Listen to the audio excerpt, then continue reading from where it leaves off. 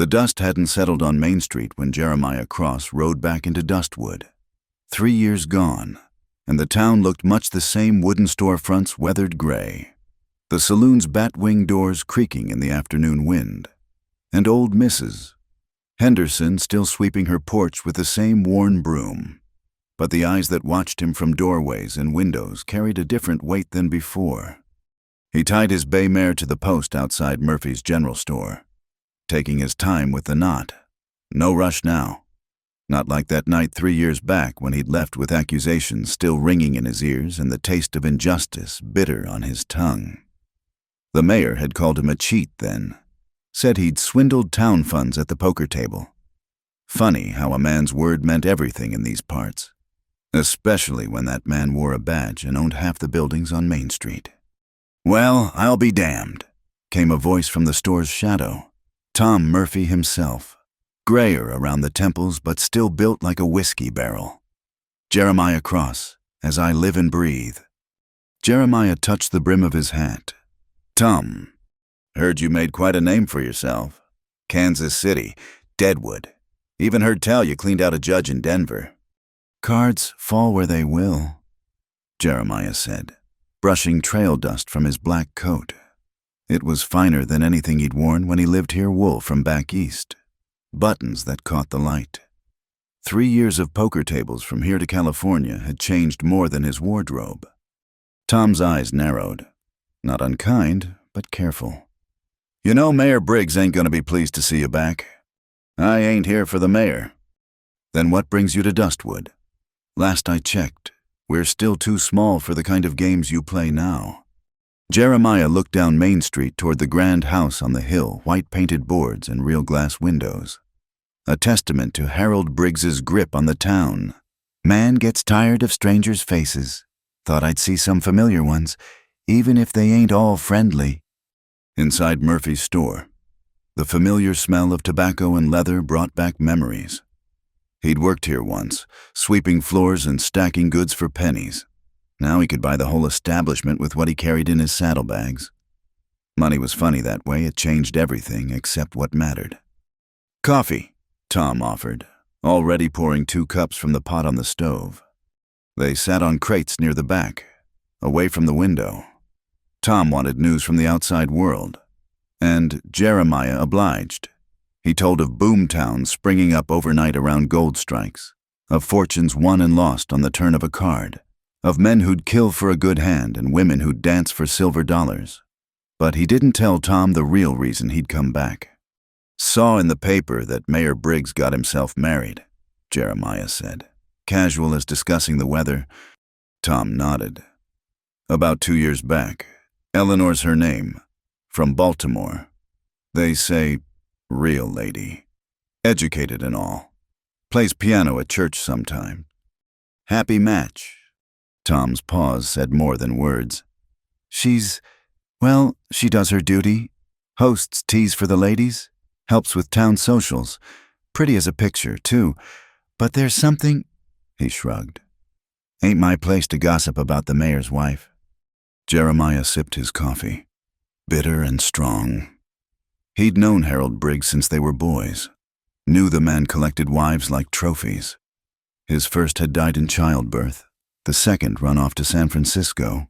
This Eleanor from Baltimore was probably another ornament for his mantelpiece. Something to show the railroad investors that Dustwood was becoming civilized. The bell over the door chimed, and Jake Patterson stumbled in, already half drunk though the sun hadn't touched the horizon. Well, the prodigal son returns," his words slurred together. "Come to fleece us honest folk again. Cross." "Jake," Tom warned. No, let him speak," Jeremiah said, setting down his cup. "Man's got a right to his opinion." Jake swayed closer, breath sour with whiskey. "Opinion, I'll give you opinion. You took $200 off me that night. $200 I couldn't afford to lose." "You couldn't afford to play, neither, but that didn't stop you from sitting down." "You cheated." Jeremiah stood slowly, unfolding to his full height. 3 years of good food and better whiskey had filled him out, put meat on his lanky frame. I never cheated a man in my life. Jake, you played bad cards worse, and that's the truth of it. The mayor said what suited him. Jeremiah's voice stayed level, but something in it made Jake step back. Now, you want to rehash old grievances. We can do that, or you can go about your business and let sleeping dogs lie. Jake's face worked through several expressions before settling on sullen retreat. He bought his tobacco and left without another word. Tom whistled low. You've changed. Jeremiah got an edge to you now. World puts an edge on a man. He lets it. They talked until the light grew golden through the windows. Other customers came and went, each reaction to Jeremiah's presence adding another layer to the town's judgment. Some nodded politely, remembering the boy he'd been. Others turned cold shoulders, believing the mayor's version of events, and a few looked at him with something like respect or fear. Word traveled fast in small towns, and Jeremiah's reputation had grown in his absence. As he prepared to leave, Tom asked, "Where you staying, Mrs.? Holloway still runs her boarding house, though I doubt she'd welcome you after what happened." "Got a room at the Dustwood Hotel." Tom's eyebrows rose. "That's ambitious. Mayor owns half that place." "I know." Jeremiah settled his hat. "Thanks for the coffee, Tom. Good to see an honest face." Outside, the evening crowd had begun to gather. Cowboys in from the ranches, merchants closing shop, ladies in their second-best dresses heading home from visiting. Jeremiah walked among them like a man with nothing to prove, but he felt their stares, heard their whispers. "That's him, Jeremiah Cross. Heard he won $10,000 in a single hand in Dodge City. Mayor run him off for cheating, but he don't look like no cheat to me." "Shh, he'll hear you." The Dustwood Hotel stood 3 stories tall, the finest building in town except for the mayor's house. Jeremiah had already checked in that morning, paying a month in advance with gold coins that made the clerk's eyes widen.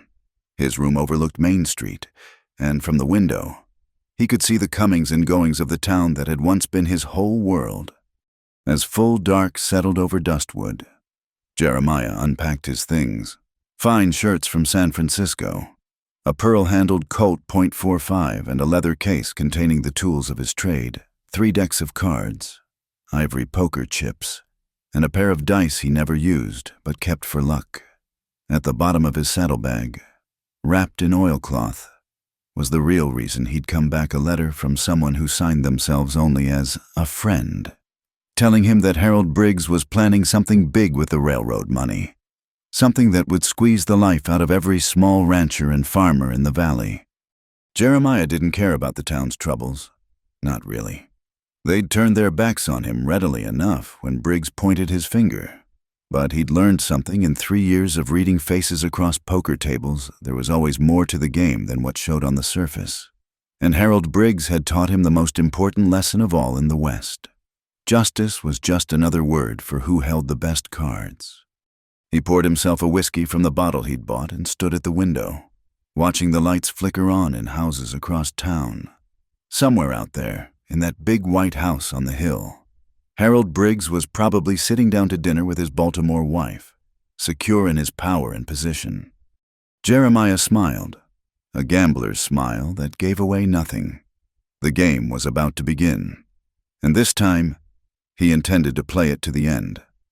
Eleanor Briggs sat at her mahogany dressing table, pinning up her dark hair with practiced precision. Each pin slid into place like the daily rituals that marked her life: breakfast at 7, tea with the ladies at 2, dinner at 6, and conversation with Harold until he retreated to his study. 2 years of marriage had worn these grooves deep, and she moved through them like a sleepwalker. "You'll wear the blue dress tonight," Harold said from the doorway, watching her in the mirror. The railroad men appreciate a woman who knows how to present herself. She nodded, already reaching for the gown. It was silk from Paris, bought on their honeymoon, that strange journey where Harold had seemed more interested in meeting investors than in his new bride. She'd been so young then, barely 20, fresh from Baltimore with her head full of romantic notions about the frontier. The West would be an adventure, she'd thought, a chance to escape the suffocating parlors of Eastern society. And Eleanor, Harold continued, adjusting his gold watch chain. Do try to be more animated tonight. Your silence at last week's dinner was noted? Of course. Her voice came out steady, empty of the thoughts churning beneath. She'd learned that Harold preferred her quiet anyway, despite his complaints. He wanted an ornament who could speak when spoken to, laugh at investors' crude jokes, and retire gracefully when the real business began. After he left, she allowed herself a moment of stillness. In the mirror, a woman stared back beautiful. They all said, refined, the perfect mayor's wife. But Eleanor saw the truth in those green eyes. She was disappearing, bit by bit, like morning frost under the sun. The house stood as a monument to Harold's ambitions. 3 stories of imported lumber and Eastern furnishings. It towered over Dustwood like a castle over peasant huts. Eleanor moved through its rooms like a ghost, her silk skirts whispering against Persian rugs that had no business in a frontier town. The walls bore paintings of English countryside and French gardens, nothing of the wild beauty that stretched beyond the windows. In the conservatory, her one sanctuary, she tended plants shipped from back east. Here, among the green life and humid air, she could almost forget the desert dust that coated everything in Dustwood. She'd written to her sister about it once. The dust is like grief, it settles on everything and cannot be entirely cleaned away. Sarah, the housemaid, knocked tentatively. Ma'am, Mrs. Patterson and Mrs. Murphy are here for tea. Eleanor smoothed her skirts and descended to the parlor, where the town's leading ladies waited with their weekly offering of gossip disguised as Christian concern. Martha Patterson, wife of the bank manager, perched on the settee like a hen ready to peck. Beside her, Anna Murphy, married to the general store owner, offered a warmer smile. Eleanor, dear, you look lovely as always, Martha said, though her eyes catalogued every detail for later discussion. That dress must have cost a fortune. Harold insists on the best. Eleanor replied, pouring tea with movements learned at Miss Porter's school for young ladies. Every gesture perfect, every word measured. Did you hear? Martha leaned forward conspiratorially. That gambler has backed Jeremiah Cross, bold as brass, staying at your husband's hotel. Eleanor's hand stayed steady, though something flickered in her chest. I wasn't aware. Oh yes, Tom saw him yesterday. Dressed like a dandy now, they say. Made his fortune cheating honest folks from here to California. Martha, Anna Murphy interjected gently. Tom says he never saw Mr. Cross cheat anyone. That business 3 years ago was never proven. Well, the mayor certainly thought otherwise. Martha's tone suggested that Harold's opinion was gospel in Dustwood. I'm sure he'll handle the situation appropriately. Eleanor sipped her tea, tasting nothing. She remembered that scandal vaguely. It had happened just before Harold began courting her father in Baltimore, presenting himself as a successful Western entrepreneur who needed a proper wife to complete his image. Her father, drowning in debts from failed shipping ventures, had seen salvation in Harold's proposal. Tell us about Baltimore, Anna said, perhaps sensing Eleanor's discomfort. You must miss it terribly. Sometimes. Eleanor set down her cup carefully. Though Dustwood has its own charms. Martha snorted delicately. Charms. My dear, we all know this is a trying post for a woman of your refinement, but sacrifice is woman's lot, as Reverend Dawson says. They discussed the upcoming church bazaar, the need for new hymn books, the shocking behavior of the Bradley girl who'd been seen talking to cowboys. Eleanor contributed when required, her mind elsewhere. Through the lace curtains, she could see Main Street stretching toward the horizon, where the mountains rose like prison walls. After the ladies departed, Eleanor climbed to the 3rd floor, to the room Harold grandly called her studio. He'd furnished it with an easel and paints, though she'd never expressed interest in art. Cultured women paint, he'd declared, as if hobbies could be assigned like household duties. She stood at the window, watching the town go about its business, men conducting their important affairs, women maintaining their careful social order, children playing in dust that would eventually coat their dreams. And somewhere down there, a gambler who'd dared to challenge Harold Briggs had returned. That evening, Eleanor descended the stairs in the prescribed blue silk, diamonds at her throat like elegant shackles. The dining room blazed with candles, crystal, and Harold's particular brand of aggressive hospitality. The railroad investors had arrived: Mr. Thornton from Chicago, Mr. Davies from Denver, men who smelled of cigars and opportunity. "Gentlemen, my wife," Harold announced, proprietary pride in every syllable. Eleanor smiled, extended her hand, murmured the expected pleasantries. She'd learned to see herself through their eyes, a prize that proved Harold Briggs was more than a frontier upstart. Her breeding, her beauty, her silence, all assets in his ledger.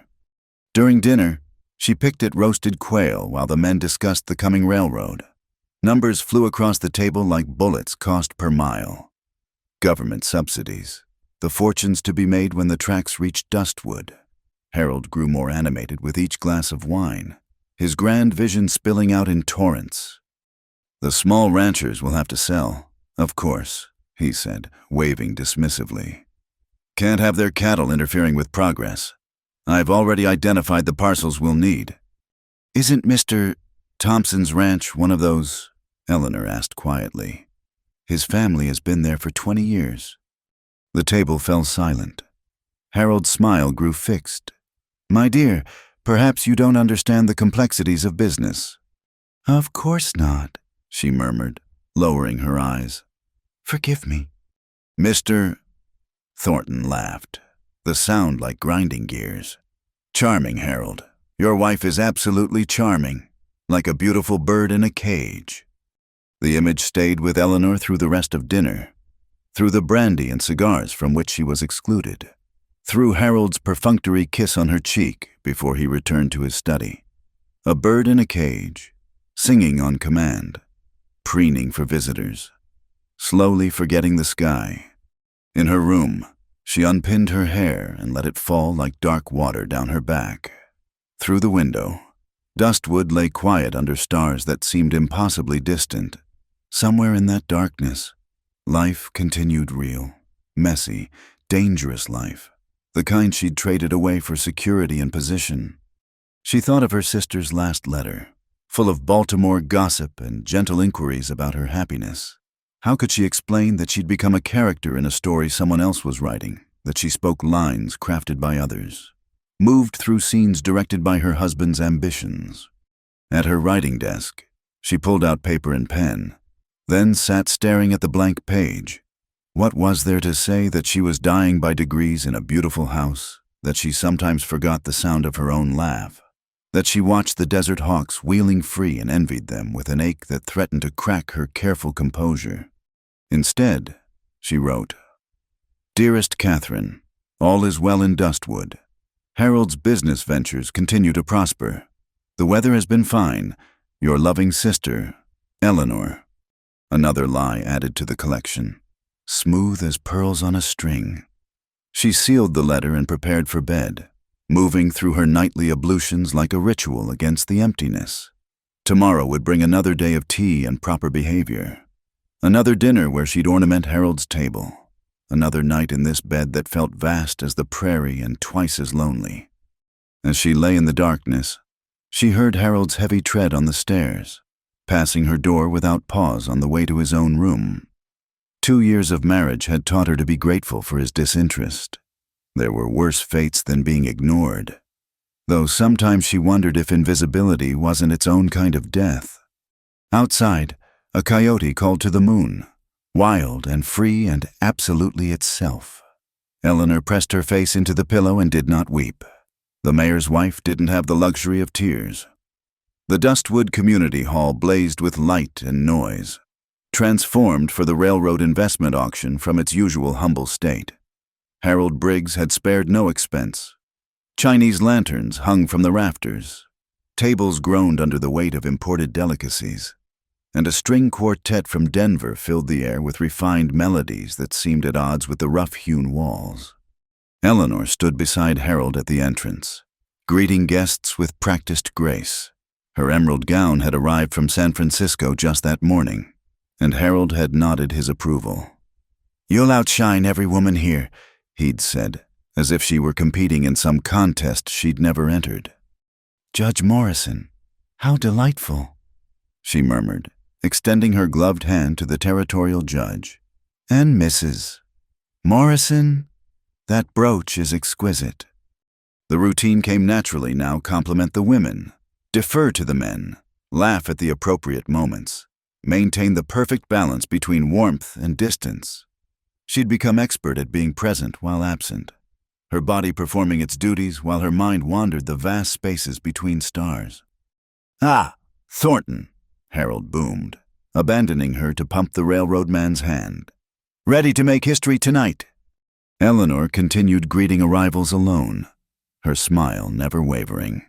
Then the crowd parted slightly, and she saw him. Jeremiah Cross moved through the gathering like a dark current through still water. His evening clothes were impeccable, better cut than most of the men present, but he wore them with the easy confidence of someone who'd be equally comfortable in trail clothes. He'd filled out since she'd glimpsed him years ago, turned from a lanky youth into a man who commanded space simply by existing in it. Their eyes met across the room. Eleanor felt the contact like a physical touch, unexpected and startling. She'd learned to school her features against any genuine emotion, but something in his steady gaze made her forget, for just a moment, to be the mayor's wife. "Mrs. Briggs." He stood before her, having crossed the room while she struggled to regather her composure. "Jeremiah Cross. Mr. Cross." She offered her hand automatically. Instead of the brief touch protocol demanded, he held it for a heartbeat longer, his thumb brushing against her glove in a gesture so subtle she might have imagined it. "I wasn't sure you'd remember me," he said. "We've never been properly introduced. Dustwood is a small town, Mr. Cross. Everyone knows everyone, even without formal introduction, especially the notorious characters."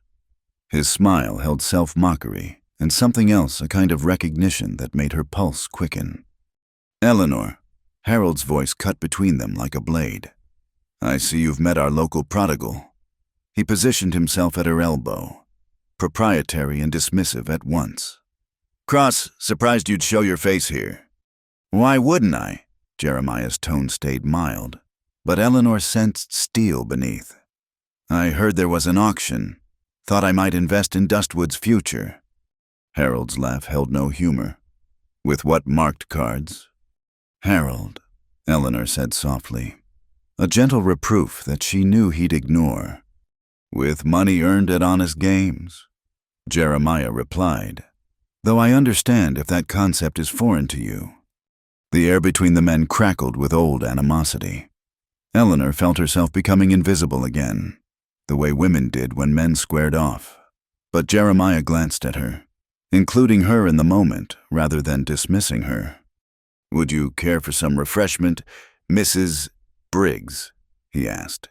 "The evening is warm." Harold's hand tightened on her arm. "My wife has duties to attend to." "Of course." Jeremiah inclined his head. "Perhaps later." He melted back into the crowd, but Eleanor felt his presence like heat from a distant fire.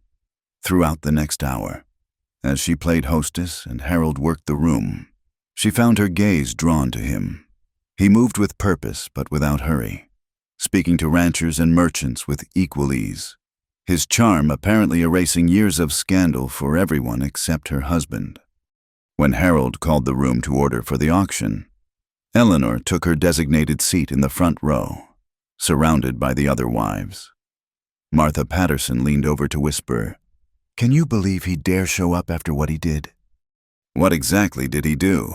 Eleanor asked, surprising herself with the question. Martha blinked. Why? He cheated your husband at cards, stole money meant for the town treasury.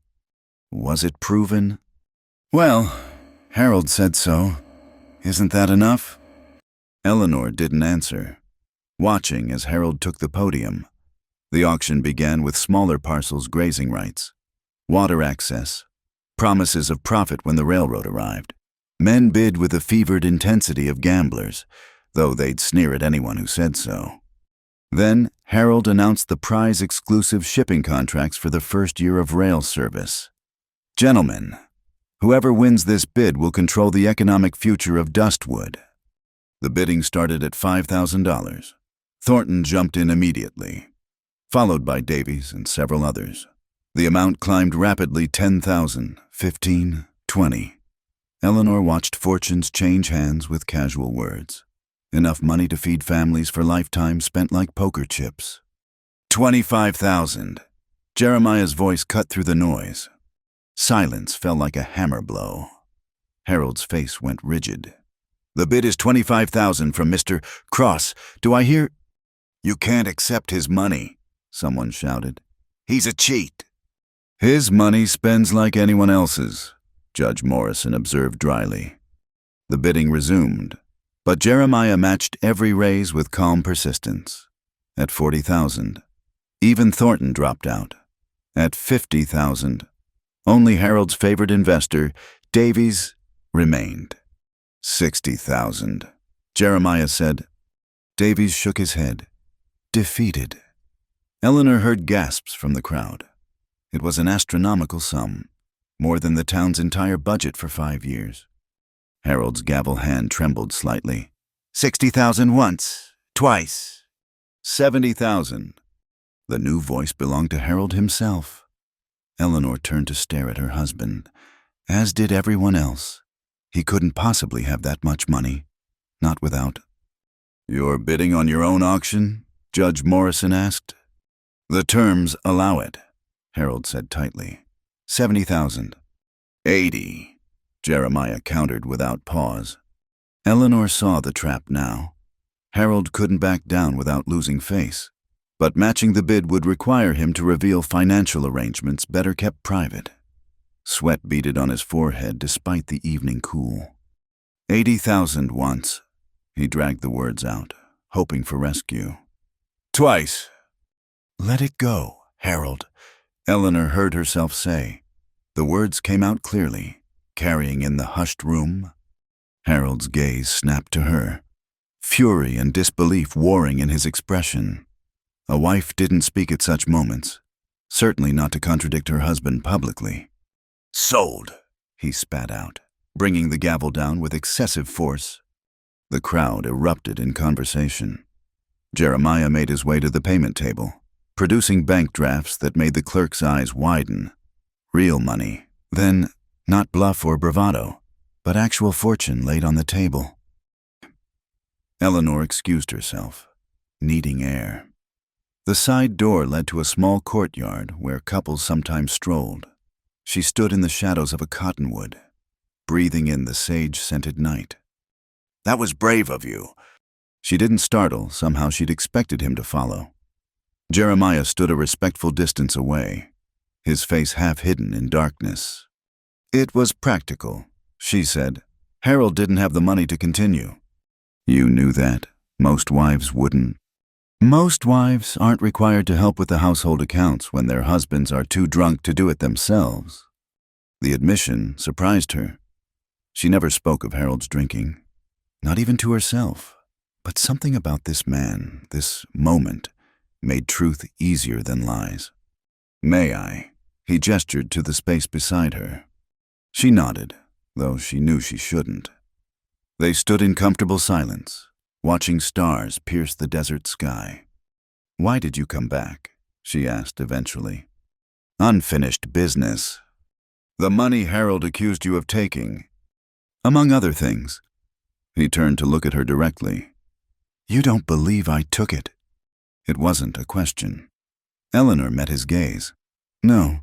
Harold needed someone to blame for his own losses.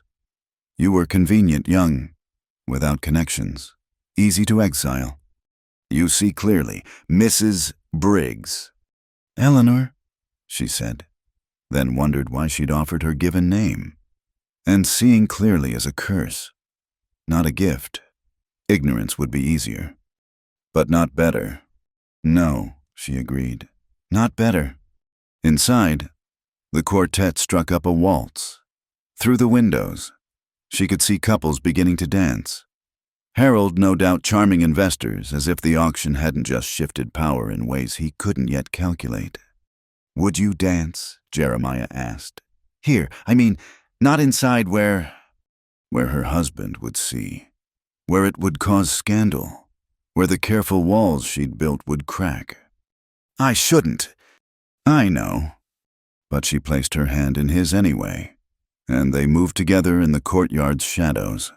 He danced like he did everything else with confidence that didn't need to announce itself. Eleanor felt her body remember what it was like to move for pleasure rather than performance. "You're not who I expected," he said quietly. "Who did you expect?" "Someone broken, or someone brittle. Not someone who sees the cage but hasn't let it define her." The accuracy of his perception should have frightened her. Instead, she felt recognized for the first time in 2 years, not as an ornament or symbol, but as herself. "I should go back," she said when the music ended, though she didn't move. Should isn't always the same as want. "No, but it's what keeps the world spinning in its proper orbit." "Is that what you want, the proper orbit?" She looked at him, really looked. Saw the boy who'd been driven out unjustly. The man who'd returned not for revenge, but for something more complex. Saw someone who understood what it meant to be defined by others' stories. "What I want doesn't matter." "It's the only thing that does." The words hung between them like a challenge. Eleanor felt something shift inside her chest, tectonic and dangerous. "Good night, Mr. Cross." "Jeremiah," he corrected gently. "And good night, Eleanor." She left him in the courtyard and returned to her duties, her smile perfectly in place, but she carried the warmth of his hand, the steadiness of his gaze, the radical idea that her wants might matter. It was a small flame, easily extinguished, but it was light in the darkness, and that was a beginning. The Silver Dollar Saloon thrummed with anticipation as 8 men gathered around the green felt table. Smoke from cigars and pipes created a haze that turned the oil lamps into halos, and the smell of whiskey mixed with leather and sweat. This wasn't the usual Friday night game word had spread that Jeremiah Cross would play, and every serious gambler within 50 miles had come to test themselves against his reputation. Eleanor knew about it because Harold had raged for 3 days straight. "He's making a mockery of me," her husband had snarled over breakfast. "Playing cards in my town, spending that railroad money like water." She'd kept her eyes on her eggs, saying nothing. But she'd heard the undercurrent in Harold's voice, fear. The auction had shifted something fundamental in Dustwood's power structure, and everyone felt it. Now Harold sat at the poker table, having insisted on joining despite Eleanor's careful suggestion that it might be beneath the mayor's dignity. Beside him sat Judge Morrison, the banker Patterson, 2 railroad investors, a cattle baron from the next county, and Thornton from Chicago. And across from Harold, calm as still water, sat Jeremiah Cross.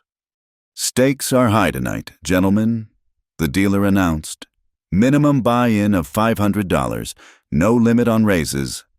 Eleanor watched from the upper gallery where the wives had been permitted to observe a concession to propriety that allowed them to be present while maintaining the fiction that ladies didn't frequent saloons. Martha Patterson fanned herself nervously. "I do hope James knows what he's doing. That's our winter provisions he's gambling." "Men and their games." "Mrs." Morrison murmured, though her eyes glittered with interest. Eleanor said nothing, her attention fixed on the table below. She'd learned poker by watching Harold's private games, absorbing the rules and strategies while serving drinks and remaining invisible. Now she could read the players' faces like an open book. Patterson's nervous tell of touching his collar, Thornton's habit of tapping when he bluffed, Harold's jaw muscle that tightened with bad cards, and Jeremiah, who gave away nothing at all. The first few hands went predictably. Small pots. Everyone feeling out the competition. Jeremiah folded more often than not, projecting an image of cautious play that Eleanor suspected was deliberate. Harold won a decent pot with 3 queens, his chest puffing with satisfaction. "Seems your luck's changed since we last played." "Cross," Harold said, stacking his chips. "Night's young," Jeremiah replied mildly. By the 4th hand, the stakes had climbed. Judge Morrison went all in with a flush and lost to Thornton's full house. The judge left the table with good grace, but Eleanor saw the tightness around his eyes. $500 was no small sum, even for a territorial judge. The gallery had filled with spectators. Word spread through Dustwood like wildfire when money and reputation collided. Eleanor recognized ranchers, merchants, even some of the proper ladies who'd snuck in to watch. The air grew thick with tension and tobacco smoke. Then came the hand that changed everything. The pot had grown to nearly $3,000 through aggressive betting. Patterson had folded early, sweating through his collar. The cattle baron and 1 railroad man remained, along with Harold and Jeremiah. 2,000 more, Harold announced, pushing chips forward with both hands. The cattle baron whistled and mucked his cards. The railroad investor studied Harold for a long moment, then followed suit. That left Harold and Jeremiah facing each other across a fortune in chips. "See your 2,000, Jeremiah said quietly, "and raise you 5. Gasps rippled through the gallery. $7,000 more, enough to buy a ranch or build a business. Harold's face flushed dark red. Eleanor knew that look. She'd seen it the night he'd lost heavily to a traveling dentist, had watched him chase his losses with increasingly desperate bets. Pride and whiskey made a dangerous combination in any man, but in Harold they created something almost feral. "You trying to buy this pot like you bought that contract?" Harold snarled. "Just playing cards. Mayor, you can fold if the water's too deep." The provocation was subtle, but effective. Harold's pride wouldn't let him back down now, not with the whole town watching. Eleanor saw him glance at his chips. He didn't have enough to call. "I'll write a marker," Harold declared. "House rules say cash only," the dealer reminded nervously. "I'm good for it, damn you." "I'll accept your marker," Jeremiah said. Everyone turned to stare. "But not for cash." "What then?" Jeremiah leaned back, considering information, the truth about what happened 3 years ago. The saloon went silent except for the creak of wood and the hiss of oil lamps. Harold's face cycled through emotions: rage, calculation, fear. "That's not—" "It's what I want. Take it or fold." Eleanor found herself holding her breath. She felt the weight of the moment, understanding that this was why Jeremiah had really come back, not for money or contracts, but for vindication. "Fine," Harold spat. "I call." They turned their cards. Harold had kings full of 7s, a powerful hand that would win 99 times out of 100. His face split into a savage grin. Then Jeremiah flipped his cards. 4 9s. The crowd erupted. Harold stared at the cards as if they might change, his face draining of color. In one hand, he'd lost more than money. He'd wagered his authority and lost. "You cheated," he whispered. "Prove it," Jeremiah said calmly. "Check the cards. Check my sleeves. Bring in anyone you trust to examine the deck. I'll wait." Several men took him up on it, including Judge Morrison, who'd returned to watch. They found nothing because there was nothing to find. Jeremiah had simply played better poker. "Now then," Jeremiah said as the chips were pushed his way, "about that information." Harold's mouth worked soundlessly. Eleanor saw him teeter on the edge of refusal, but the judge cleared his throat meaningfully. A debt was a debt in the West, especially one incurred before witnesses. "I needed someone to blame," Harold said. The words dragged from him like teeth. The town funds were already gone spent on a land speculation that went bad. You were convenient, young, no family here. Good enough at cards that people would believe you capable of cheating. So you lied. I protected the town's confidence in its leadership.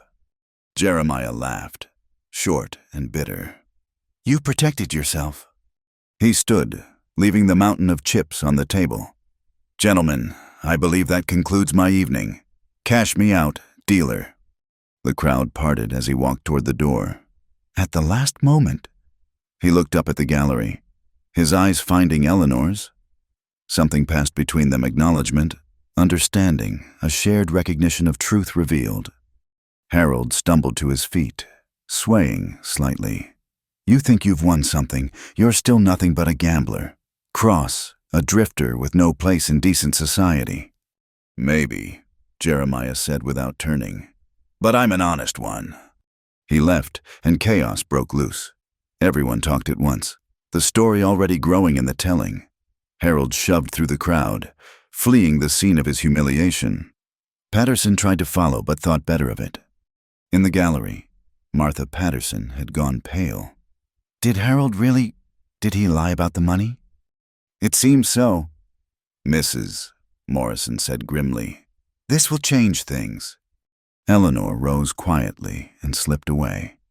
She descended the back stairs, avoiding the main room where men were already retelling the hand with embellishments. Outside, the night air hit her lungs clean and cold. She walked without destination, needing movement. The streets were mostly empty. Dustwood citizens either crammed into the saloon or home in their beds. Her feet carried her past the church, the schoolhouse, the cemetery where Harold's first wife lay beneath a stone angel. You shouldn't walk alone at night. She'd sensed him before he spoke, standing in the shadow of the livery stable.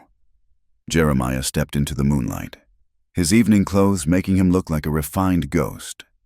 Neither should you, she said. Harold has friends, men who won't care about honor or witnesses. Let them come. The flatness in his voice made her shiver. This wasn't the boy who'd been run out of town. This was a man who'd survived 3 years in rough places, who'd learned to defend himself with more than cards. Why didn't you take the money? He looked at her, seeming to weigh his answer. Money wasn't what he took from me. Your reputation, my name, my place, my future here. He paused. Though maybe he did me a favor. I became more than I would have if I'd stayed. They walked together without discussing it, maintaining a careful distance that would appear proper to any observer. The moon painted Main Street silver, transforming the mundane into something almost magical. He'll make you pay for witnessing that, Jeremiah said quietly. He makes me pay regardless. The words came out more bitter than she'd intended. Jeremiah stopped walking, studying her in the moonlight. Why do you stay? It was the question she asked herself nightly, and she had a dozen practiced answers. Duty, vows, social expectation, financial dependence, all true and all insufficient. Where would I go? She asked instead. I'm not like you. I can't reinvent myself in a new town. A woman alone has few options, none of them good. You're not alone. The words hung between them. Dangerous as loaded dice. Eleanor felt something crack inside her chest, not breaking but opening, like a door sealed shut, suddenly remembering it could swing wide. Don't! Her voice came out rough. Please! I'm staying in Dustwood, he said, as if she hadn't spoken. Bought the old Riverside place, planned to fix it up, maybe run some cattle. Turns out I miss having roots, even in soil that tried to reject me. Harold won't stand for it. Harold doesn't own the town, much as he'd like to, and after tonight, his word carries less weight than it did. They'd reached the mayor's house, its windows glowing like eyes. Eleanor could see Sarah moving in the kitchen, preparing the late meal Harold would demand when he came home drunk and furious. This is dangerous, she said, not meaning the walk or the conversation, but something larger, something growing between them like wildfire seeking fuel. Most things worth doing are... She looked at him, really looked. the way she'd trained herself not to look at anyone. Saw strength without brutality, confidence without arrogance, desire tempered by patience. Saw a man who understood what it meant to be falsely accused and still choose truth over bitterness. "Good night, Jeremiah. Good night, Eleanor." She entered her prison and climbed to her room, knowing Harold would rage when he returned, knowing tomorrow would bring consequences. But for now, she held the memory of walking free under stars, of being seen and understood, of discovering that walls could crack and light could enter. Change was coming to Dustwood. She could feel it in her bones, inevitable as sunrise. And for the first time in 2 years, she wasn't afraid. The conservatory glass caught the afternoon light like captured fire, throwing rainbow patterns across Eleanor's hands as she tended the jasmine. She'd been coming here more frequently since the poker game 2 weeks ago, finding solace among plants that asked nothing of her but water and care. The humid air wrapped around her like a separate world, one where desert dust and social expectations couldn't penetrate. She heard the door open, but didn't turn, assuming it was Sarah with tea. Then came a voice that made her heart stutter. "Mrs. Henderson at the hotel said you might need these." Eleanor spun, nearly knocking over a pot of orchids. Jeremiah stood in the doorway, holding a wooden crate. "Seeds from San Francisco. She mentioned you'd been trying to grow Eastern flowers without much success. You shouldn't be here." The words came automatically, even as her pulse quickened. "If Harold—" "The mayor's in his office with the railroad investors. They'll be tied up for hours discussing how to salvage the contracts." He set the crate on the work table. "I had business at the bank anyway." This seemed a neighborly gesture. Neighborly. Eleanor almost laughed at the inadequacy of the word. Nothing about Jeremiah Cross felt neighborly, not the way he moved through her sanctuary as if he belonged there, not the way his presence made the air feel charged with possibility. "How did you know about the conservatory?" "Sarah's nephew works at my ranch. The boy talks." He examined a climbing rose, careful not to disturb the delicate blooms. "This is impressive. Growing roses in the desert takes particular skill." "It takes stubbornness," Eleanor corrected, then wondered why she was engaging in conversation instead of asking him to leave. "And a refusal to accept that some things don't belong. Maybe they just need the right conditions to thrive." Their eyes met across the humid space. Eleanor felt that dangerous pull again, stronger in this private world of green and glass. She turned back to the jasmine, her hands not quite steady. "Tell me about Baltimore," Jeremiah said, settling onto the bench as if he had every right to be there. "Why?" "Because I want to know who you were before you became who you are."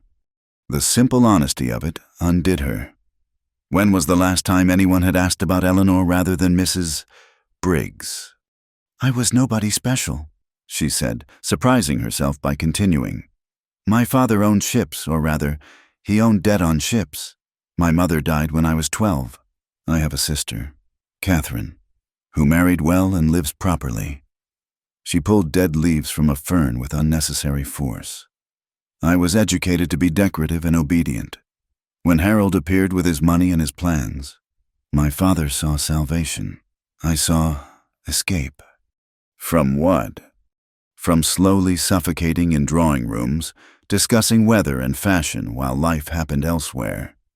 She laughed bitterly. "I traded one cage for another, but at least this one has mountains on the horizon. You could ride to those mountains, nothing stopping you but habit. Nothing but a husband who owns everything I touch, a society that would shun me, and laws that make me property." She faced him fully, anger sparking. "You men walk through the world like it was made for you. You can reinvent yourselves with a deck of cards and a new town. What can I do? Become a saloon girl? A laundress? Shall I scandalize everyone by taking in sewing? You could do anything you set your mind to." His voice held such certainty it took her breath. "I've watched you, Eleanor. The way you manage that pompous fool's household, Smooth over his blunders. Handle accounts he's too drunk to understand. You have a mind that's being wasted on tea parties and social calls. Pretty words, Mr. Cross. But the world doesn't run on what could be. Jeremiah, he corrected gently. And maybe it should. She turned away, but he rose and moved closer, not touching, but near enough that she could smell soap and leather and something indefinable that made her think of wide-open spaces. Why did you really come here today? She asked. To see you, to talk to you without the weight of watching eyes. He paused. To tell you something true in a town built on lies. Which is, you're not nobody, you never were, and anyone who made you believe otherwise is a fool.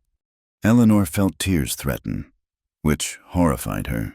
She hadn't cried in 2 years, had trained herself out of such weakness, but here in her sanctuary, with this man who saw too much, her careful control began to fracture. You don't know me, she whispered. I know you stand at windows like you're measuring the distance to freedom. I know you speak 3 languages but pretend to struggle with basic arithmetic so Harold can feel superior. I know you water these plants like they're the only living things that truly belong to you. Stop! Her voice cracked. Please. I know you're dying here, day by day, and it's like watching a wild thing in a snare. And what would you have me do? She whirled on him, tears finally spilling. Run away. Become one of those cautionary tales mothers tell their daughters, the fallen woman who chose passion over propriety. I'd have you choose yourself. The words hung between them like a challenge, a promise, a revolution. Eleanor felt something fundamental shift, as if the ground beneath her feet had suddenly remembered it could move. That's not... She stopped, unable to finish the sentence. Not possible, not proper, not safe, all true. All insufficient. Jeremiah reached into his pocket and withdrew a small key. The Riverside Ranch. I had a second one made. He placed it on the work table between them, metal gleaming against worn wood. There's a cottage near the main house, small but sound. Sometimes people need a place to think, away from expectations. I can't... I'm not asking you to. I'm saying it exists. What you do with that knowledge is your choice. He moved toward the door, then paused. There's something else you should know. Harold's been moving money from the town treasury again. The railroad investors are starting to ask questions he can't answer. His house of cards is wobbling. Why are you telling me this? Because when it falls, and it will, he'll try to salvage what he can. A man like Harold sees wives as assets, things to trade or sell or use. You should be prepared. Eleanor stared at the key. Small and ordinary and terrifying. I can't pay rent on a cottage. I have no money of my own. I'm not asking for rent. He met her gaze steadily. I'm offering a friend a refuge. Nothing more, nothing expected. Men always expect something. Boys expect, men hope. His smile was sad and knowing. There's a difference. He left then, and Eleanor sank onto the bench, surrounded by her plants and the ruins of her composure. The key lay before her like a question she wasn't ready to answer. Through the glass walls, she could see the town going about its business women shopping, men conducting their important affairs, children playing in dust that would one day coat their dreams. She thought of Catherine's last letter, full of Baltimore gossip and veiled concern. I hope you're happy, her sister had written, and Eleanor had stared at the word happy like it was written in a foreign language she'd once known but forgotten. When was the last time she'd been happy? Not content, not resigned, but truly happy perhaps that morning in Baltimore when she was 16, before their mother's death and father's debts, when she'd snuck out to watch the ships come in and dreamed of sailing to places where women could be more than ornaments. The conservatory door burst open. Harold stood there, face flushed with drink and rage. Playing with your flowers again while I'm fighting for this town's future. Eleanor quietly pocketed the key before turning. The investors seemed pleased at lunch. Pleased they're circling like vultures, thanks to your friend Cross. He kicked at a pot, sending it crashing. Soil spilled across the floor like blood. Don't think I don't know about your little walks, your conversations. The whole town's talking. About what I've done nothing improper. Haven't you? He grabbed her wrist, hard enough to bruise. You made me look weak at the auction, questioned me in public, and now you're entertaining that gambler in my own house. He delivered seeds from Mrs. Henderson. He was here 5 minutes. Harold's grip tightened. Don't lie to me. I know what you are, just like all women. Weak, faithless. Given the chance, you'd spread your legs for anyone who... Let go. Her voice came out steady, cold as winter stone. Perhaps it was her tone, or perhaps he remembered that dinner was in an hour and appearances must be maintained. Harold released her with a shove that sent her against the table. Clean up this mess, he snarled. And remember, everything you have, everything you are, belongs to me. Cross can't change that. No one can. He stormed out, leaving Eleanor among the broken pottery and scattered earth. She knelt, gathering the fragments with steady hands, though her wrist throbbed where he'd gripped it, the key pressed against her thigh through layers of silk and cotton. Small but undeniable. She thought of Jeremiah's words. You could do anything you set your mind to. Perhaps, perhaps not.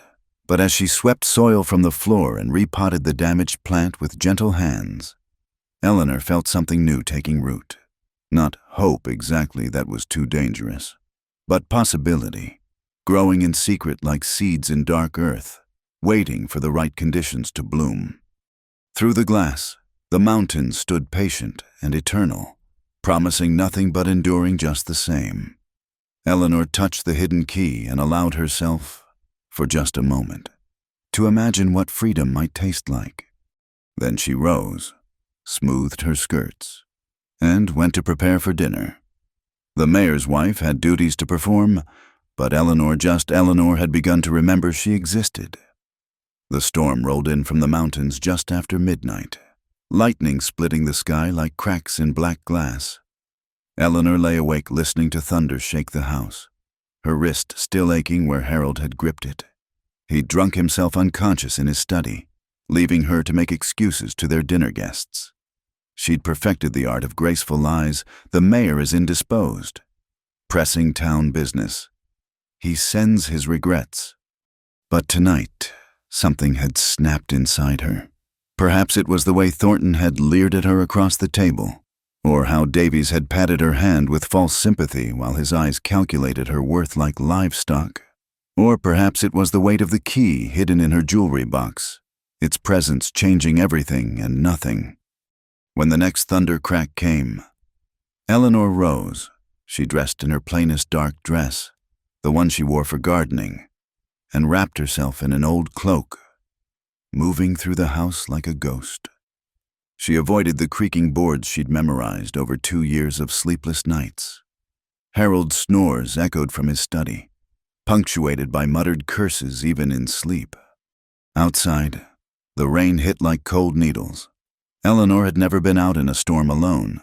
Proper ladies didn't walk in daylight unescorted, much less venture into tempests at night. But proper ladies also didn't harbor hidden keys, or dream of mountains, or feel their hearts race at the thought of a gambler's steady gaze. The streets ran with water like temporary rivers. Her boots squelched through mud. Her cloak grew heavy with rain. But she kept walking, not toward the cottage. She wasn't ready for that refuge. Instead, her feet carried her to the modest boarding house on the far side of town, where Jeremiah stayed while his ranch was being renovated. She stood in the shadows across the street, rain streaming down her face, wondering what madness had brought her here. Then his window opened on the second floor, and he was there, as if he'd sensed her presence through storm and darkness. He disappeared, and moments later the front door opened. Without a word, he took her arm and guided her inside, up the narrow stairs to his rooms. Only when the door closed behind them did Eleanor realize she was shaking from cold, from fear, from the magnitude of what she'd done. "You're soaked through," Jeremiah said quietly.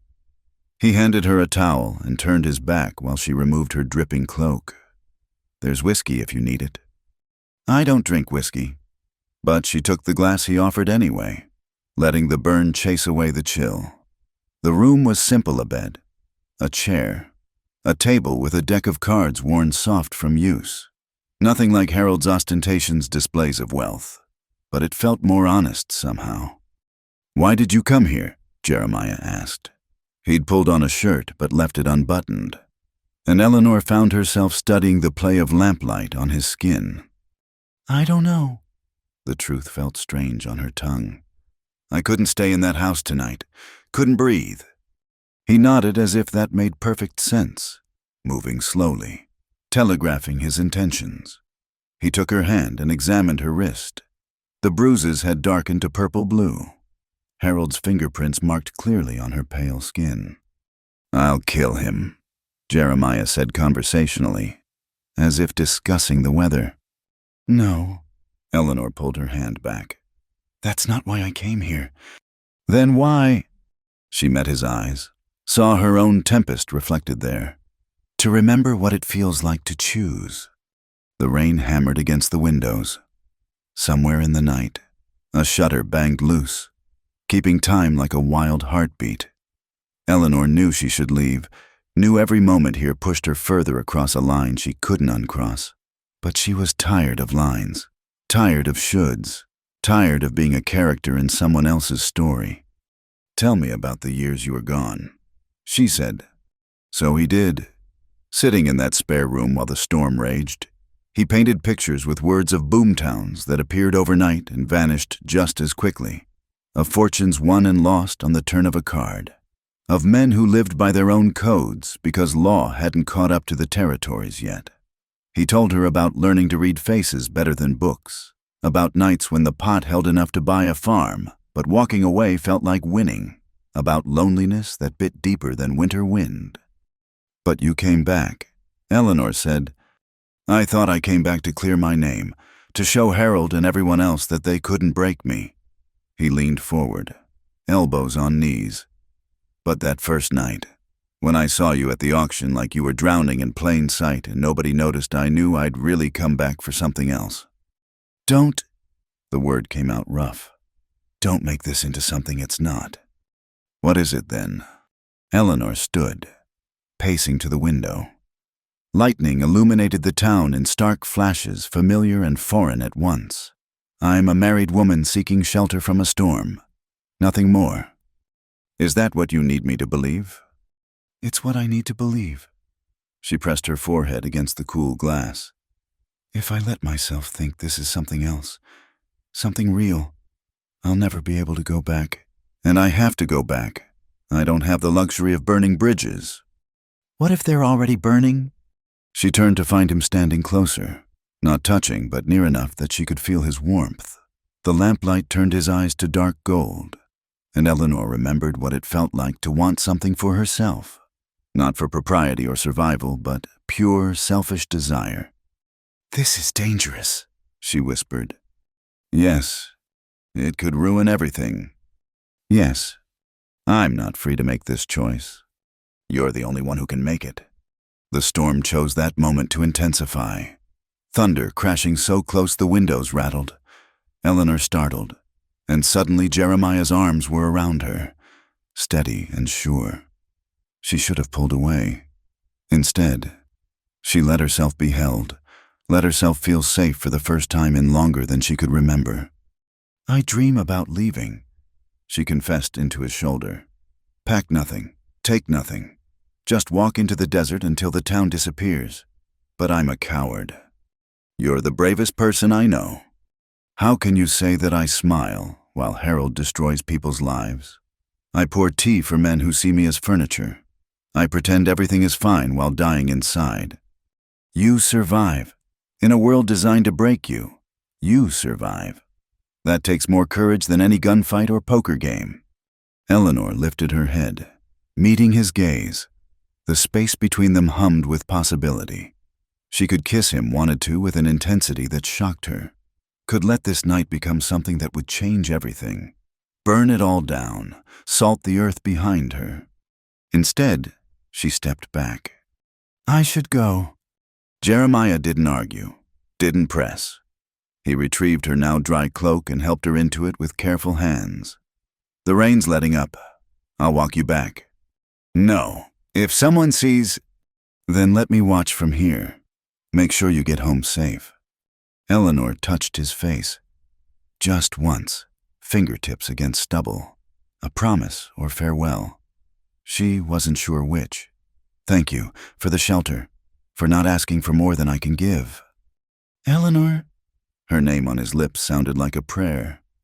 The cottage offer stands. No expectations, no conditions. Just know it's there. She left then, slipping back into the dying storm. The walk home felt both eternal and too brief. She could feel Jeremiah watching from his window, guardian and temptation combined. The house stood dark and silent. Harold hadn't stirred. Eleanor shed her wet things and climbed to her room, moving through the familiar prison with new eyes. Everything looked smaller somehow, shabby despite its wealth, like a stage set for a play she no longer wanted to perform in. She retrieved the key from her jewelry box, holding it up to catch the last flickers of lightning. Such a small thing to carry such weight. In her other hand, she still felt the phantom warmth of Jeremiah's shoulders, the solid comfort of being held by someone who saw her truly. Eleanor knew she stood at a crossroads. She could bury the key, forget this night, return to her half-life of duty and diminishment. It would be easier, safer, more sensible. Or she could choose the storm. Not tonight, she wasn't ready for that leap. But something had fundamentally changed in that sparse room while rain hammered the windows. She'd tasted possibility, remembered desire, felt the shape of who she might be if she ever found the courage to reach for it. Outside, thunder rumbled away toward the plains, leaving Dustwood washed and waiting. Eleanor pressed the key against her lips, not quite a kiss, not quite a prayer, and began to plan. Harold's revenge came not with violence, but with calculated precision, the way a banker forecloses on dreams. 3 days after the storm, Eleanor watched from her bedroom window as her husband held court on the courthouse steps, surrounded by his remaining allies and a growing crowd of townspeople. "Citizens of Dustwood," Harold's voice carried clearly in the morning air. "It pains me to address certain rumors that have been poisoning our community. But as your mayor, I must protect the moral fabric of our town." Eleanor's stomach turned. She'd known this was coming. Harold had been too quiet, too controlled since finding her gone during the storm. He'd said nothing about her absence, but she'd seen him watching her with the patience of a spider waiting for the perfect moment to strike. "Jeremiah Cross," Harold continued, "has returned to our town under the pretense of legitimate business. But I have evidence that his real purpose is far more insidious. He has been systematically undermining our community's values, corrupting our business relationships, and," he paused for effect, "pursuing inappropriate relations with respectable married women." Gasps rippled through the crowd. Eleanor gripped the windowsill, knuckles white. Below, she could see Jeremiah standing at the edge of the gathering, his face unreadable. "Furthermore," Harold raised a document, "I have here sworn statements that Mr. Cross has been using marked cards in his games, just as he did 3 years ago. Judge Morrison has agreed to investigate these charges. Until then, any business conducting commerce with Cross will find their town licenses under review." It was masterfully done. Not an outright ban that would be illegal, but enough pressure to make Jeremiah's life impossible. Already Eleanor could see Jake Patterson nodding vigorously, and several merchants exchanging worried glances, even those who doubted Harold wouldn't risk their livelihoods. "And let me be clear," Harold's voice dropped, becoming intimate, paternal. "Any woman of good standing seen in Mr. Cross's company will be assumed to have fallen under his corrupting influence, for their own protection, of course." Eleanor turned away from the window, nausea rising.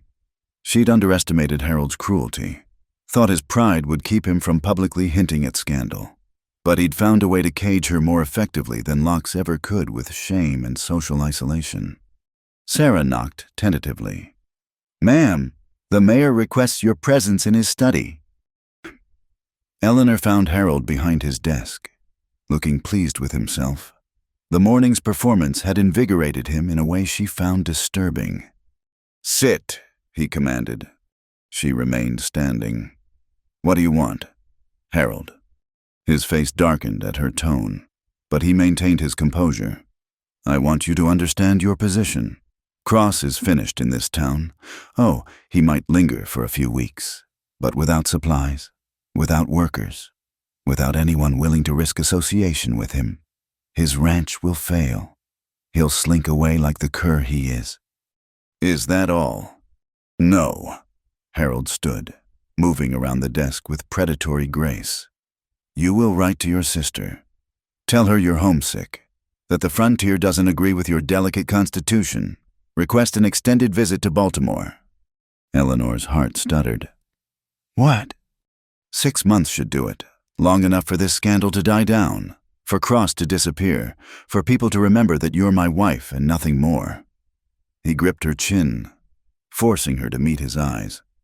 "When you return, we'll start fresh. Maybe even give me that air you failed to provide." The implication made her skin crawl.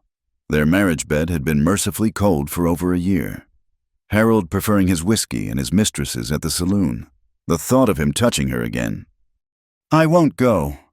"Yes, you will." His grip tightened. "Because if you don't, I'll destroy more than Cross. That nice Mrs. Murphy, who's been kind to you, her husband's store operates on credit I control. Sarah's nephew, who works at Cross's ranch, his family farms land, I hold the note on. Every person who's shown you a moment's kindness will suffer unless you comply." Eleanor jerked away from his grasp. "You're a monster." "I'm a businessman protecting my investments." Harold returned to his desk, pulling out paper and ink. "You'll write the letter now. I'll have Patterson put it on tomorrow's stage. And if I refuse, then I'll have you declared hysterical, suffering from female troubles that require professional treatment. The asylum in Denver is quite secure. I'm told, amazing how many difficult wives find themselves there." The threat hung between them like a loaded gun. Eleanor had heard whispers of such places, women locked away for defying their husbands, for showing too much spirit, for the crime of being inconvenient. The law would support Harold entirely. With trembling hands, she took the pen. Each word felt like another bar in her cage, but she wrote what he dictated. A plea to Catherine for rescue from the harsh frontier, a confession of delicate nerves, a request for Baltimore's civilized company. Harold read it over, nodded his satisfaction, and sealed it himself. "You'll leave at week's end," he announced. "I'll send Sarah to help you pack. Only your finest things you'll want to impress Baltimore society with how well I provide for you." Eleanor fled to her conservatory, but even that sanctuary felt tainted now. She moved mechanically among her plants, watering what didn't need water, pruning what should be left to grow. Her mind raced, searching for escape routes that didn't exist. Near sunset, Sarah appeared with an envelope. "This came for you, ma'am. Mrs. Henderson's boy brought it." Inside, Eleanor found a single line in Jeremiah's hand. "I know what he's doing. Trust me." She burned the note immediately, but the words stayed. Trust him. How could she when Harold held all the cards, when leaving meant destroying innocent lives and staying meant slow suffocation or worse? That evening, Eleanor attended dinner like an automaton. Harold had invited several prominent citizens, a show of domestic harmony to counter any gossip. She smiled, poured wine, laughed at appropriate moments, all while feeling like she was drowning in plain sight. "Your wife seems piqued, Mayor," Judge Morrison observed. "Perhaps the climate disagrees with her." "Indeed," Harold replied smoothly. "That's why she'll be visiting her sisters soon. The change will do her good." "Baltimore, isn't it, Mrs.?" Morrison asked. "How lovely." though we'll miss you terribly, dear." Eleanor murmured appropriate responses, but she caught the judge's sharp glance, the way he studied the dynamics between husband and wife. Morrison was no fool, whatever his public allegiances. After the guests departed, Harold grabbed Eleanor's arm as she tried to retire. "You played your part well tonight. Continue that performance, and perhaps your exile need not be so long." "It's not exile if I never return." His face went cold. "You'll return. You're my wife, my property. Baltimore might make you forget that temporarily, but I'll remind you when the time comes, forcefully if necessary." Eleanor lay awake that night planning impossible escapes. She could take nothing without arousing suspicion. Harold would have her watched, her luggage searched. The key to Jeremiah's cottage burned in her jewelry box. Useless now. Even if she ran there, Harold would follow with the law behind him. But as dawn approached, a different plan began to form. Dangerous, requiring precise timing and nerves she wasn't sure she possessed. It would mean burning everything, salting the earth, ensuring she could never return to respectable society. The thought should have terrified her. Instead, for the first time in days, Eleanor smiled. Harold thought he'd won by giving her no choices. He'd forgotten that cornered creatures are the most dangerous, that sometimes the only way out of a trap is to chew off your own leg and run. She rose and dressed carefully, playing the defeated wife, but underneath her proper exterior, rebellion took root. Harold had taught her an invaluable lesson in a game where the rules are rigged. The only winning move is to flip the table. Let him think her broken. Let him send her to Baltimore like damaged goods. Because Eleanor Briggs was done being anyone's property. And if that meant embracing ruin, then she'd make it a ruin worth watching. The mayor's wife went through her morning routine placidly, but Eleanor, just Eleanor, began to sharpen her claws. The letter arrived on a Tuesday morning, delivered by special courier from Denver. Eleanor watched from her window as Harold signed for it, his face shifting from smug satisfaction to confusion, then to barely contained rage. She'd been expecting something. Jeremiah's cryptic message to trust him had sustained her through 3 days of Harold's escalating control, but she hadn't anticipated the earthquake that followed. Within an hour, Harold burst into her room without knocking. "What did you tell him?"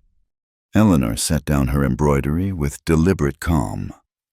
"Tell whom?" "Don't play innocent." He threw the letter at her feet. "Cross, what did you tell him about the town finances?" She retrieved the letter, scanning its contents with growing amazement. The Western Pacific Railroad Company was withdrawing from all negotiations with Dustwood, citing financial irregularities and concerns about local leadership integrity. Furthermore, they were backing Jeremiah Cross's independent proposal to bring a spur line through his ranch property, bypassing the town entirely unless certain administrative changes were made. "I told him nothing," Eleanor said truthfully. "Perhaps your own actions have finally found their consequences." Harold's hand rose as if to strike her, then fell.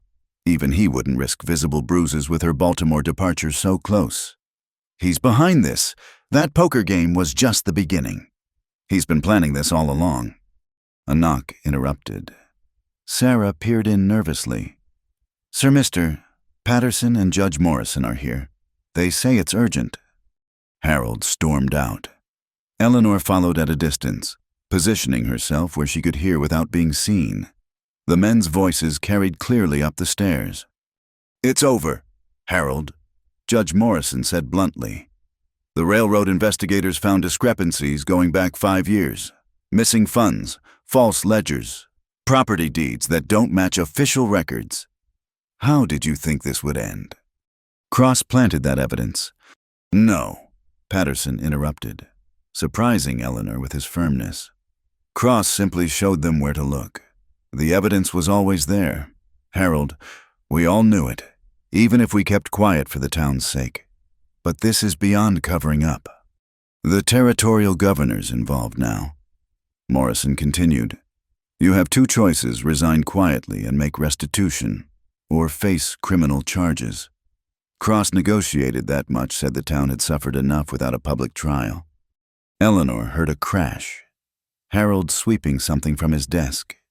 Cross negotiated who gave him the right? $80,000 in railroad backing gave him the right, Morrison said dryly. Face it, Harold, you gambled everything on intimidation and lost. At least this way you keep your freedom, even if you lose everything else. The men continued talking, but Eleanor retreated to her room, mind reeling. Jeremiah hadn't just defended himself. He'd orchestrated Harold's complete downfall with the patience of a chess master.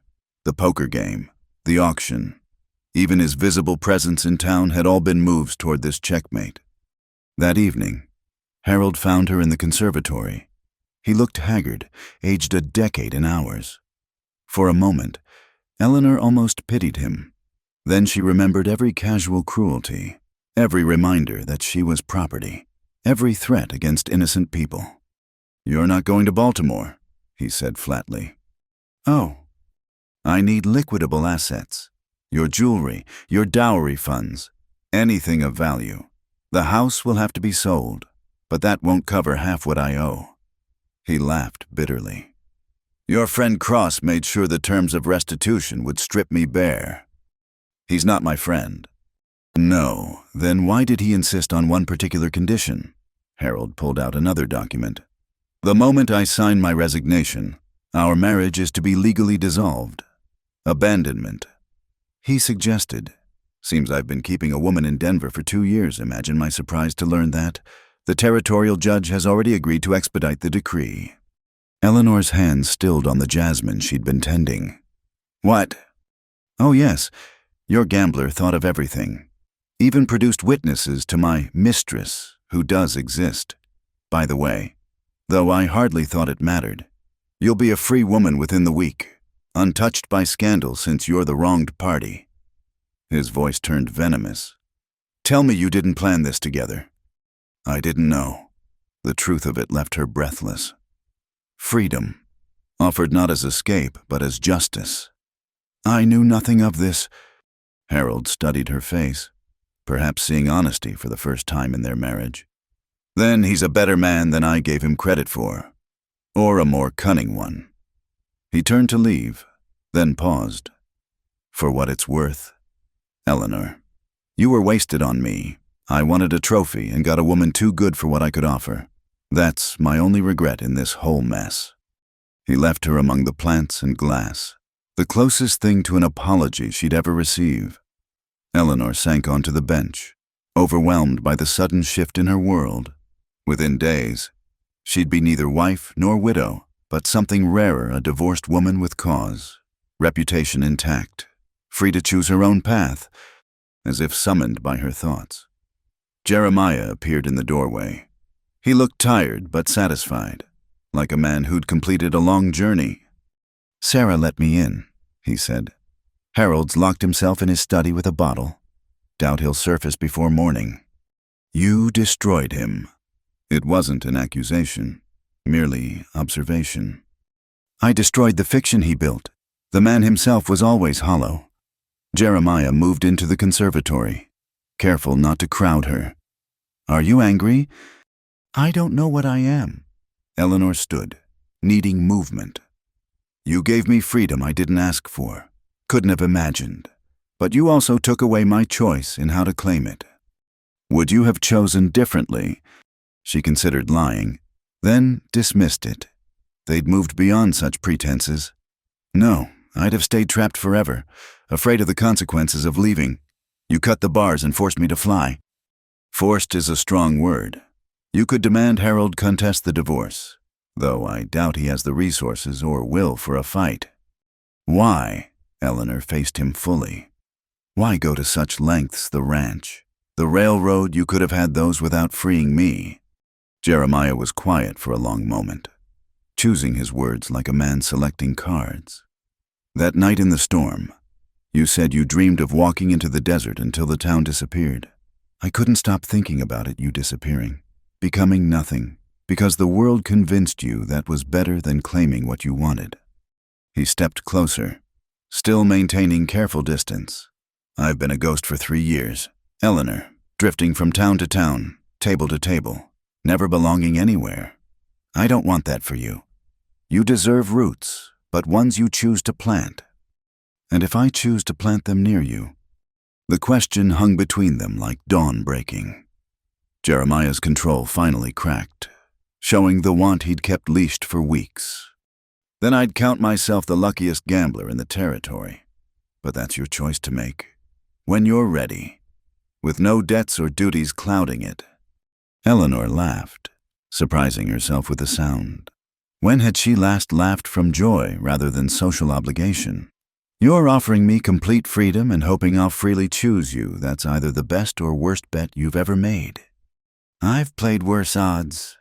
She moved then, closing the distance between them. Not touching, not yet, but near enough to feel the magnetic pull that had hummed between them since that first dance in the shadows. The cottage, she said. Is the offer still open? Always. Though you could afford better now. Harold's assets will be divided, and the wronged spouse typically receives a generous portion. I don't want his money. Let it go to the people he cheated. Eleanor made her decision with the clarity of lightning.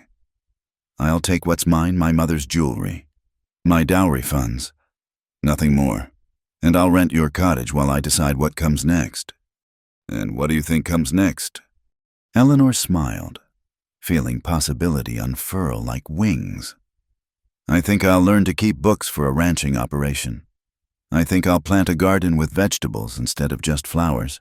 I think I'll wear practical clothes and learn to ride astride and say what I mean without calculating its effect.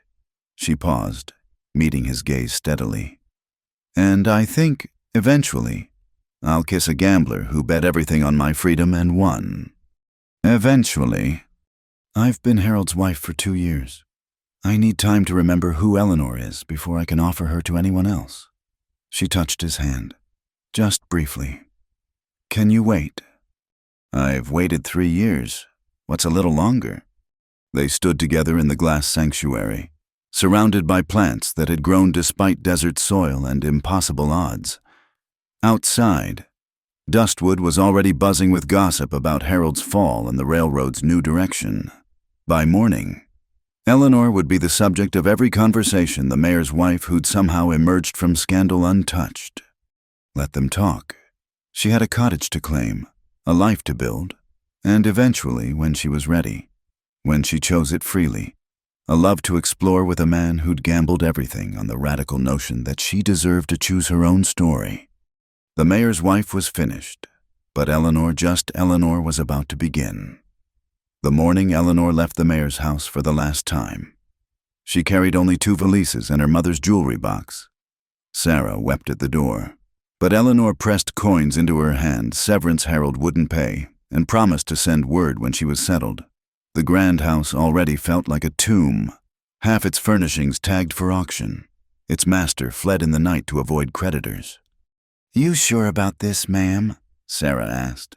Folks are talking something awful. Let them talk, Eleanor said, surprised by her own steadiness. I've been silent long enough for all of us. The walk through town to Jeremiah's cottage should have been a gauntlet of shame. Instead, Eleanor found it liberating. Some people stared. Others whispered behind their hands. But a surprising number nodded respectfully. Anna Murphy even stepped out of the general store to squeeze her hand. You need anything, you just ask. Anna said firmly. Tom says, Mr. Cross has set up an account for you, but if you need a friend... Thank you. Eleanor managed past the sudden tightness in her throat. She'd expected judgment, not kindness. The cottage sat a 1/4 mile from Jeremiah's main ranch house, nestled in a grove of cottonwoods near a spring. It was small but solid, 2 rooms, a kitchen, and a porch that faced the mountains. Someone had already prepared it fresh linens on the bed, firewood stacked by the hearth, supplies in the pantry. Eleanor set down her bags and stood in the doorway, overwhelmed by the silence.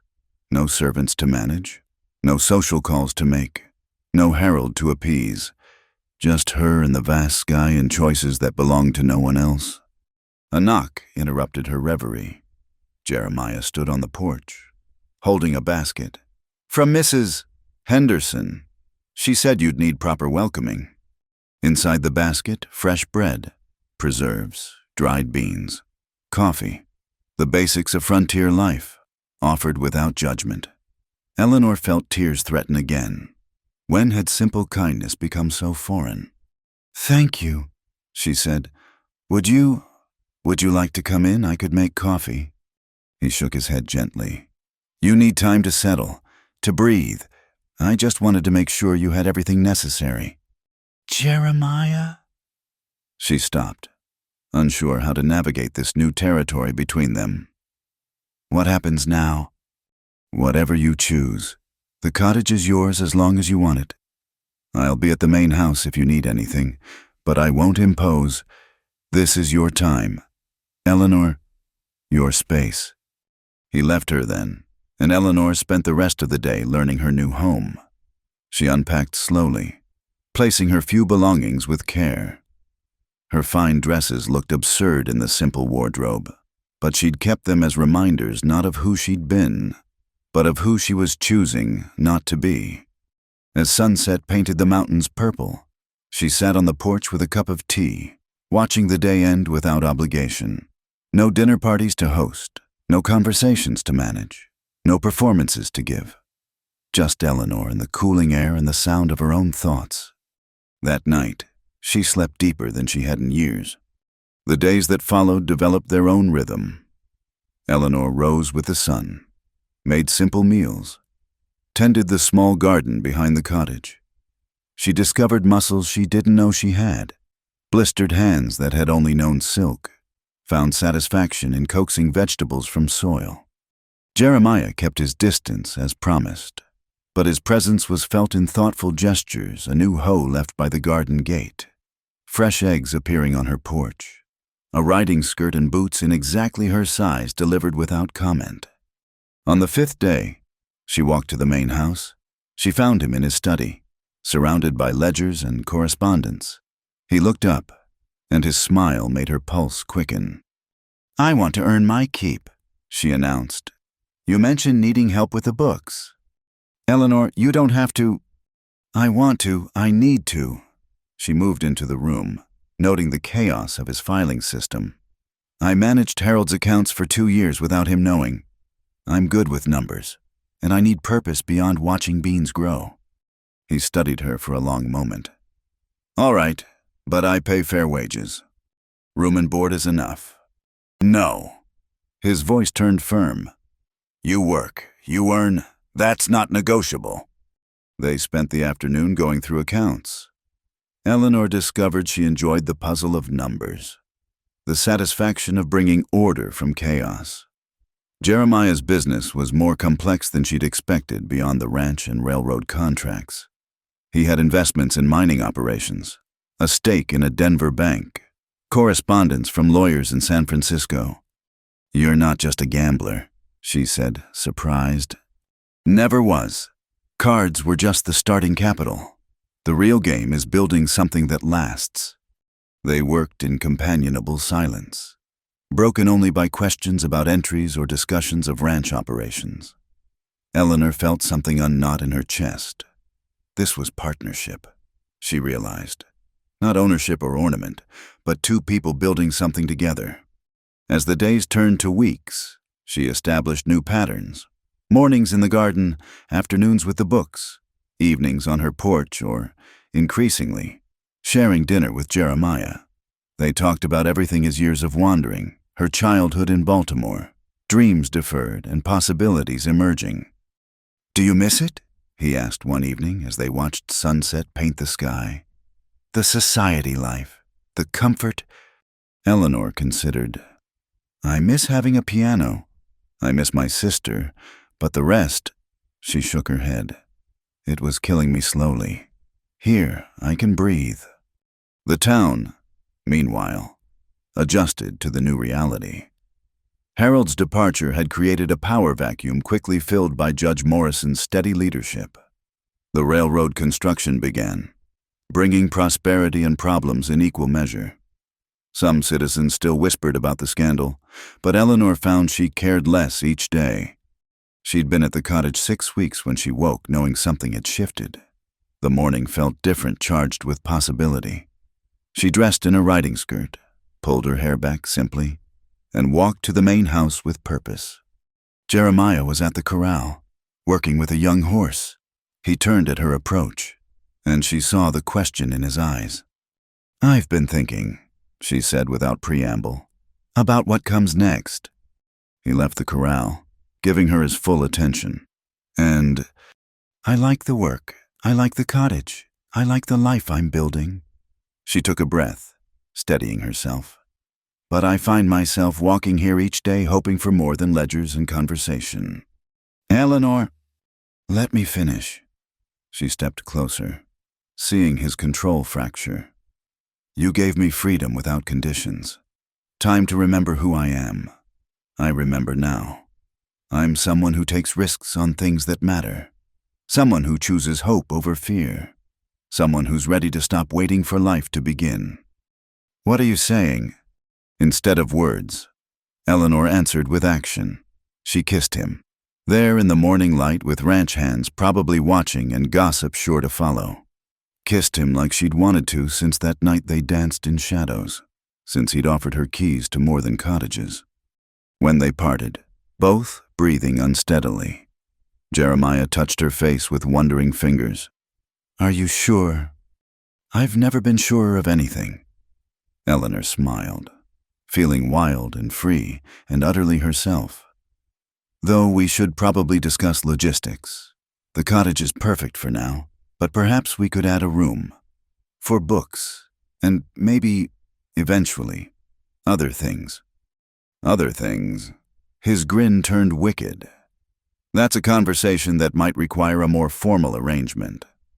"Is that a proposal, Mr. Cross?" "It's a promise of one. When you're ready. I've waited this long, I can wait until you decide the timing's right." Eleanor laughed, the sound carrying across the ranch like birdsong. "A gambler who doesn't push his luck. You really have changed. You changed me, made me want to be worth the bet." They walked back to the house hand in hand, past curious ranch hands and a world that would certainly have opinions. But Eleanor had learned the value of choosing her own path. Consequences be damned. That night, she wrote to Catherine, "Dearest sister, I have news that will shock you. I am divorced, I am working, and I am happier than I ever dreamed possible. The West has made me wild, and I wouldn't have it any other way.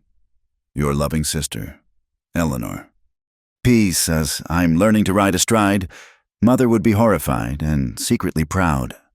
She sealed the letter with a smile, then returned to her cottage, her choice, her refuge, her beginning. Tomorrow would bring new challenges, new gossip, new possibilities. But tonight, Eleanor Cross.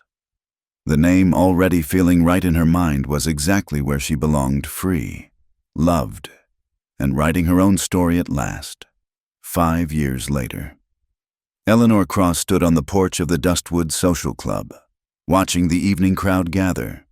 The building itself told a story. What had once been Harold's grand house had been transformed into something unprecedented in the territory, an establishment that welcomed both gamblers and their wives, where cards were played honestly, and women could enjoy literature discussions in the same space. "Ma, can I help Billy with the horses?" Her eldest, James, 4 years old with his father's steady gaze, tugged at her skirt. "Ask your father," Eleanor said, smoothing his dark hair. "And walk. Don't run." She watched him carefully navigate the steps, pride swelling at his courtesy when he passed Mrs. Murphy. The boy had been born into a story already being told, the gambler and the mayor's former wife. Scandal transformed into something resembling a frontier fairy tale. But Eleanor had made sure her children would know the truth, not the legend. Eleanor Anna Murphy climbed the steps, beaming. "The literary circle is growing. We'll need the larger room next week." "Already arranged." Eleanor guided her friend inside, where the sound of conversation mixed with the clink of glasses and the shuffle of cards. Mary Patterson's even convinced her mother to join us. Martha Patterson reading something other than scripture. Anna laughed. Will wonders never cease? The transformation hadn't happened overnight. Those first months after her divorce had been the hardest, navigating between scandal and sympathy, building a life from scratch while the town watched. But Jeremiah had been patient, and Eleanor had discovered steel in her spine she'd never known existed.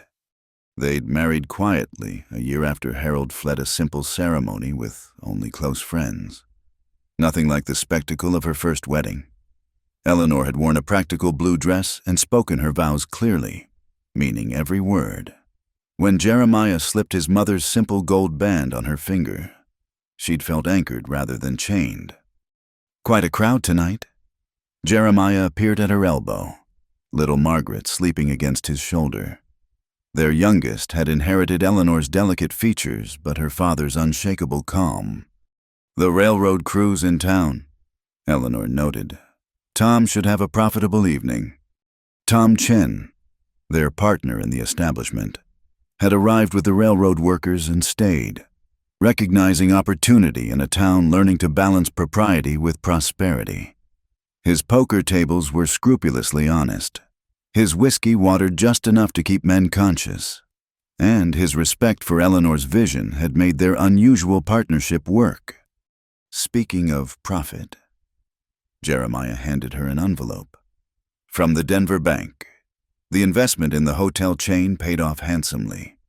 Eleanor scanned the numbers, her mind automatically calculating. The girl who'd once pretended to struggle with arithmetic now managed a financial portfolio that would have staggered Harold.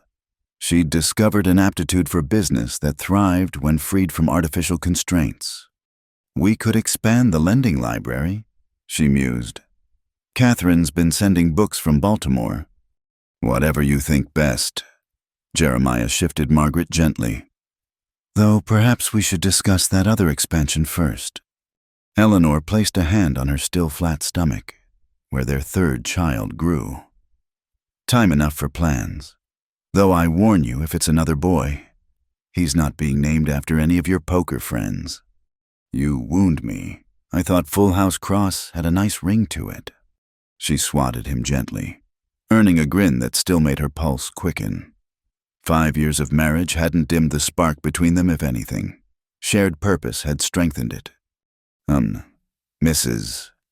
Cross. Sarah appeared, still part of their household despite Eleanor's attempts to promote her to full partner. Judge Morrison's here about the school board position. Eleanor sighed. The town's latest attempt to make her respectable involved appointing her to various committees, as if civic duty could erase the scandal of her existence. Still, the school did need oversight. And she had ideas about education that went beyond teaching girls embroidery. She found Morrison in the reading room, looking amused by the eclectic gathering. Evening, Eleanor. Fine establishment you've built here. It serves its purpose. She took the offered documents. Though I suspect you're here about more than school board nominations. Sharp as ever. Morrison leaned back in his chair. Harold's been spotted in San Francisco, apparently trying to raise capital for some scheme involving shipping routes. Eleanor felt nothing at the mention of her former husband, not anger, not pity, just a distant acknowledgement of a chapter closed. I hope he's learned to keep better books. Indeed, though I thought you should know he's been telling people his wife was stolen by a card sharp, painting himself as the victim of an elaborate con. Let him. Eleanor signed the school board papers with a flourish. The truth has a way of outlasting lies, even in the West. After Morrison left, Eleanor made her rounds. She checked on the kitchen, where her new cook was preparing the simple but hearty fare that kept customers coming back.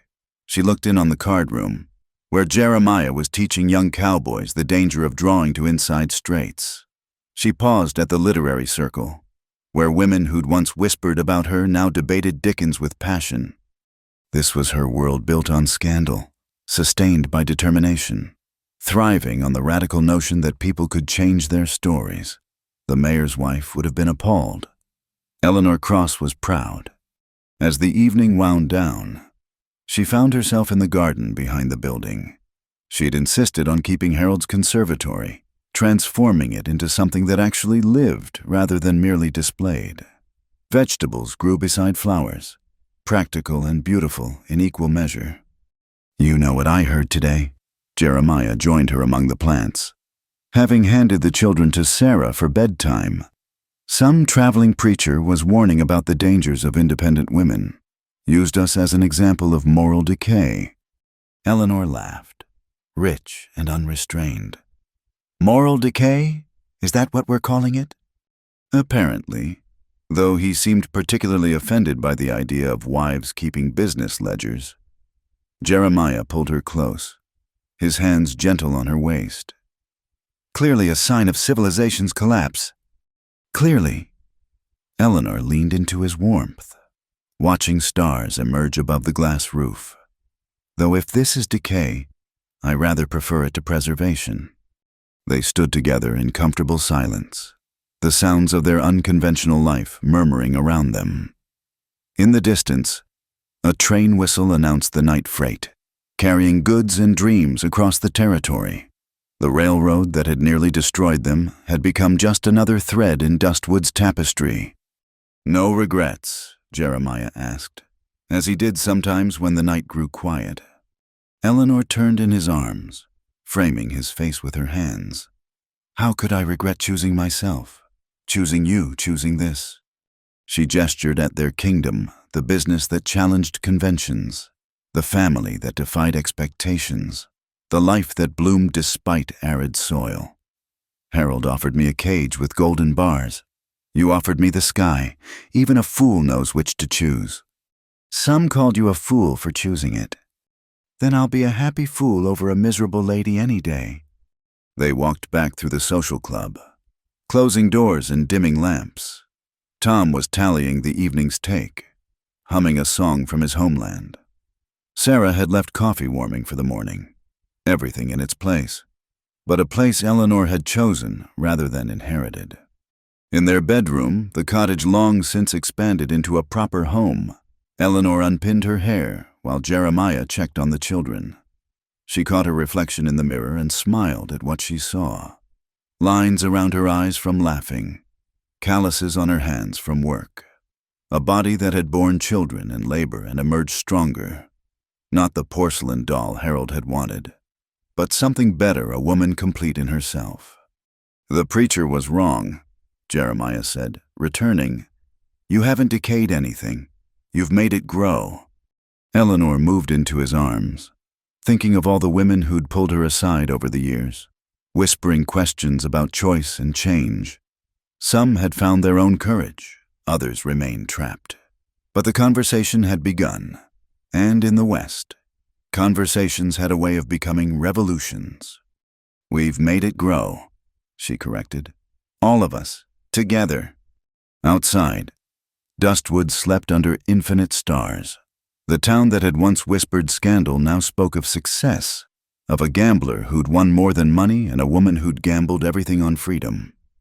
Let them tell the story however they wished. Eleanor knew the truth. Sometimes the best bet you can make is on yourself. And sometimes, if you're very lucky, you find someone willing to match that bet with everything they have. In the distance, a coyote called to the moon wild, free and absolutely itself. Eleanor smiled and pulled her husband closer, grateful for storms weathered, choices made, and a love that had proved worth more than any railroad contract. The mayor's wife was a distant memory. Eleanor Cross was home. Thank you so much for listening to this Wild West love story. I hope Eleanor and Jeremiah's journey touched your heart as much as it touched mine. Where are you listening from today? Please share in the comments below. I'd love to know where in the world these frontier tales are reaching, and hear your thoughts about this story of choosing love over convention. If you enjoyed this tale, please subscribe to Wild West Stories 1850 and hit that like button. And don't forget to press the hype button to help more people discover these stories of courage, romance, and redemption in the American frontier. Until next time, partners.